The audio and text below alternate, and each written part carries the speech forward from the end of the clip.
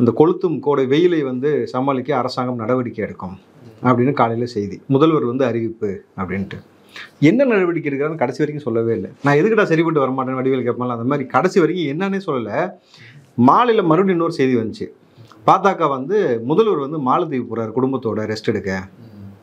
அது 7ஆம் தேதி வருது. அடுத்த மாதம் மே 7 வரைக்கும் 29லேருந்து 7ஆம் தேதி வரைக்கும். ஸோ வெயிலை வந்து சமாளிப்பதற்கான நடவடிக்கை தெரிஞ்சா தெளிவாக அவங்க நடவடிக்கை எடுத்து அவங்க ஊரை விட்டு ஓடி போகிறாங்களே தவிர இங்கே எந்த நடவடிக்கையுமே எடுக்கப்படலை. இல்லை பிரச்சாரம் பண்ணியிருந்தாங்க சார், அதை ஓய்வு எடுக்கிறதுக்காக மாலத்தீவு போகிறாங்க. வருஷத்துக்கு அதான் சொல்கிறேன், 5 வருஷத்துக்கு ஒரு முறை வெயிலை பார்த்தா இப்படி தான் ஓடி ஒளிய சொல்லலாம். மக்களோட மக்களாக சக மக்களோட நீங்கள் போனால் தான் கலர் நிலவரம் தெரியும். அது தெரியாமல் ஒரு 5 வருஷத்துக்கு ஒரு முறை வெயிலை பார்த்தவொடனே நீங்கள் வந்து மாலத்தீவ்ஸ்க்கு ஓடி போய் ரெஸ்ட் எடுக்க போகிறீங்க.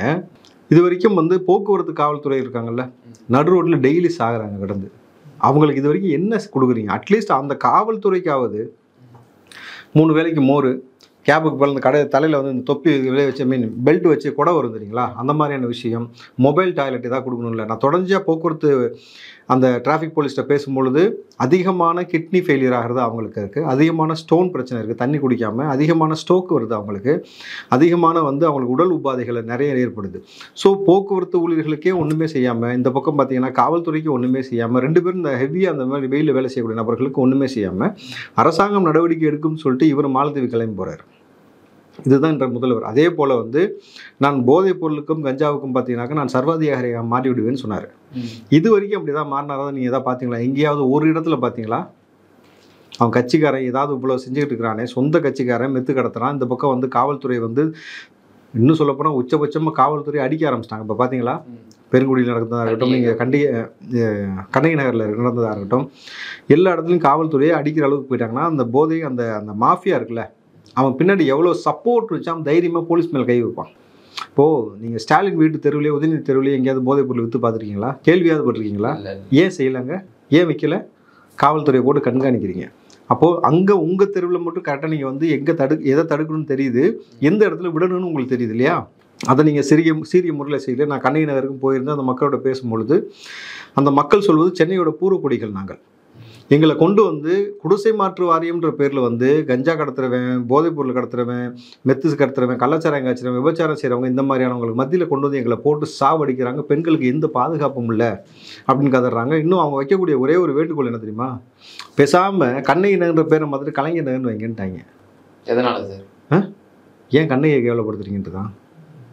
எதற்காக நீங்கள் எங்களை கொண்டு இந்த மாதிரி வைக்கிறீங்க? ஒன்றும் இல்லை, நீங்கள் எல்லாத்துக்கும் உங்கள் அப்பா பேர் வைக்கிறீங்களா, இதுக்கு உங்கள் அப்பா பேர் வைங்க.